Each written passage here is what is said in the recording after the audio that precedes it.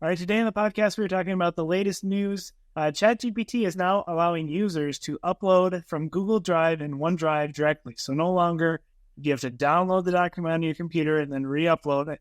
You can just connect it directly with Google Drive, seamlessly integrating your documents with ChatGPT. Jaden, how do you feel about this? Okay, first of all, I think this is amazing. I think this has been like an insane last couple of weeks. I just got an email from OpenAI this morning where they're like, in case you missed it, here's everything that we've like released in the last 2 weeks. And there is just like a massive list from GPT 4.0 to like their memory that they recently released where like ChatGPT remembers what you say in another conversation, which I have a crazy story about that. And then of course this one, which is Google Drive being able to be integrated. So you and I have both been chatting a little bit. I think there's a lot of interesting ways that you can actually monetize and make money or use this in your business workflow, the Google Drive one specifically. I think it's so interesting. But before that, I just wanted to tell you the funniest story. I was talking to my buddy this week. He's like, he's a CEO of a big marketing agency, and he does a lot of cool stuff. But he was telling me that this week he was testing out the voice functionality on the ChatGPT app, and like I guess for his work, he works with a lot of people in that speak Spanish and Portuguese. And so he speaks Spanish, but he's learning Portuguese. Anyways, he was like using it to practice speaking Portuguese and to brush up on his Spanish. And he was literally using it like to talk with it, which I just tried this week as well for French, because I'm going to be probably going to France this summer. And it was like amazing. So anyways, essentially you could just be like, hey, talk to me this language. So anyways, all of this is about the new memory feature they released. That is also, it's like as they release all these features, everything baked on top of each other just gets crazier and crazier, and sometimes you forget how they all work. So he said like his wife was out of town at, I can't remember, visiting some friends for like a few days, and while she was gone, he was like practicing his Spanish with this ChatGPT, and he said like, in passing in a conversation, he's like, yes, he's just practicing talking. He's like, yes, my wife's out of town and blah, blah, blah, blah, blah. And there's, this or that. Anyway, so his wife gets back in town, and he was like, oh, you guys see this like crazy thing I've been doing all week? Like I've been practicing my Spanish with this thing. And so he opens up like his feed with it and his Spanish like chat feed on ChatGPT and starts talking to it. And he's like, hey, like, how are you doing? I want to, try talking some more in Spanish or whatever.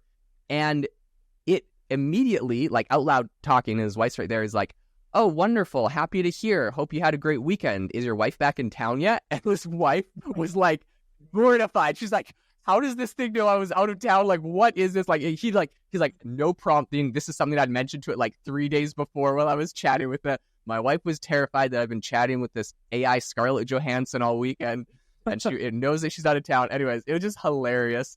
And then he said in the background, his wife was like, oh, that's creepy. I don't like that. And it heard her say that, and it was like, I'm so sorry if this seems like a little overbearing or intrusive. I'll try to be more respectful of your privacy in the future. So crazy. Is that not the most hilarious thing you've ever heard? That's awesome. Yeah, that's wild. That's wild. So wild. This technology is getting so much better. The memory feature. So yeah, again, the memory feature is so interesting. That's one way it's rolling out. Okay. Enough about that. I would love to get, what are your thoughts on like what you would actually use this for? What do you think some of the value is of linking ChatGPT up with a Google Drive or like your OneDrive, whatever, like your documents? What are some use cases you think people are going to start using this for?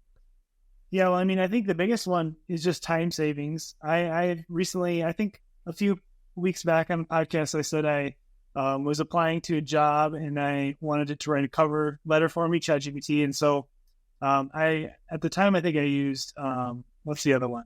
Not Bard, but I used it. Anyways, he's a different one that you could upload documents to. And then it made me a cover letter from that. So I think Claude, right?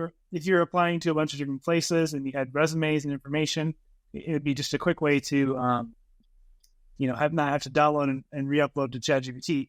But I think there's lots of other uses for this, particularly in like analyzing data, or, I even thought about like comparing my taxes from year to year. Like, ChatGPT, do you notice any trends, between, my 2020 taxes and now, like, am I like, how's my budgeting, how am I doing? And seeing, what the results are. So more like the analytical type stuff. I don't know. What do you think? Yeah, no, 100%. I think as ChatGPT starts doing more and more of these software integrations, it's such a fascinating place.